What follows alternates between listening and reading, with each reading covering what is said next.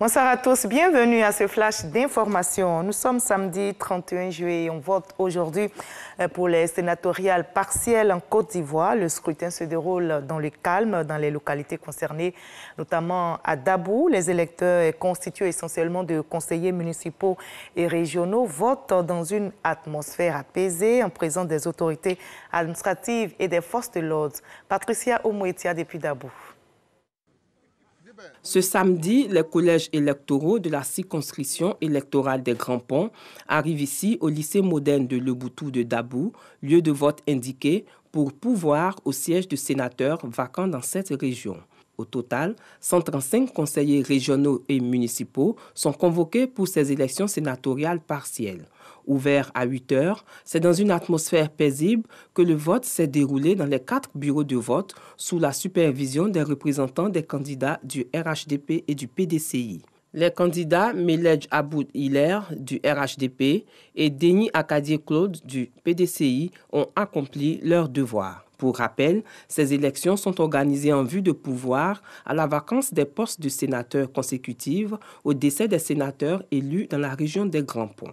2 tiers des 99 sénateurs sont élus au suffrage universel indirect. Le tiers restant est désigné par le président parmi les Ivoiriens reconnus pour leur expertise et compétences dans les domaines politiques, administratifs, économiques, scientifiques, culturels, sportifs, professionnels et social. Le mandat des sénateurs est de 5 ans. Voilà, les élections sénatoriales partielles concernent 5 régions dans notre pays. Dans la région du Kabadougou, les 10 bureaux de vote ont ouvert ce matin. Le porte à 8 heures à Odiéné. 259 conseillers municipaux régionaux sont concernés dans cette région et seul le candidat du RHDP est en liste pour ces sénatoriales partielles suite au retrait des 3 autres candidats indépendants. Ce samedi, aux Jeux olympiques de Tokyo, la Côte d'Ivoire s'est inclinée face à l'Espagne. À 1 minute près, les éléphants obtenaient leur qualification historique pour le dernier carré du tournoi olympique de football. Mais hélas, les Ivoiriens qui menaient 2-1 contre l'Espagne ont concédé le but de l'égalisation à la 93e minute avant de sombrer en prolongation 5-2.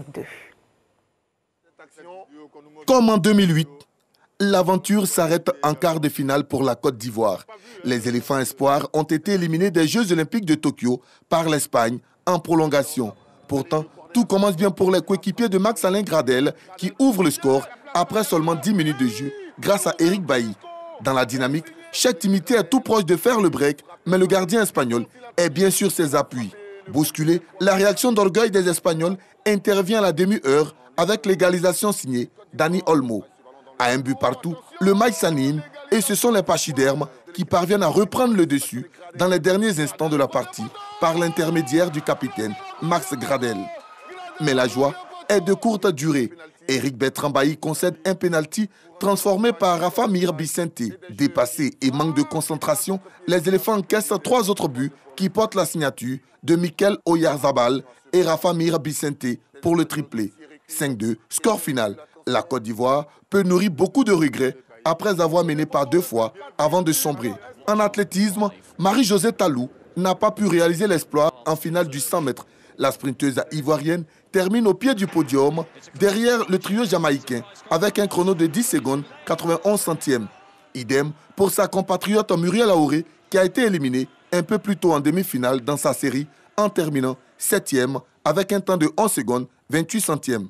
Chez les hommes, ça passe en revanche pour Cissé Guehartu qui obtient son billet pour les demi-finales du 100 mètres qui se disputeront ce dimanche.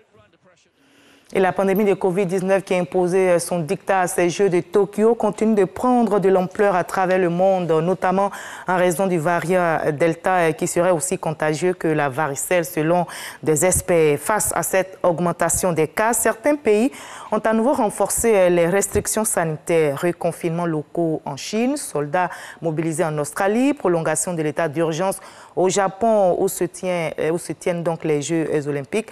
L'insouciance estivale semble avoir fait long feu et de nombreux pays ont déjà remis en place ou étendu les mesures sanitaires pour tenter d'endiguer la propagation du variant Delta. Le monde musical est en deuil. Une étoile s'est éteinte. Jacob Desvarieux, maître du zouk avec Kassav et interface entre les Antilles et l'Afrique, s'est éteint ce vendredi 30 juillet des suites du Covid-19. Il avait 65 ans. Il a fait voyager le zouk antillais dans le monde entier durant plus de 4 décennies. Avec un succès aussi inattendu qu'inégalé, le musicien guadeloupéen basé en métropole entretenait avec le continent africain et ses artistes une relation étroite de longue date. Et les artistes qui vont à l'assaut du monde paysan ici en Côte d'Ivoire, le Warato poursuit bien sa marche.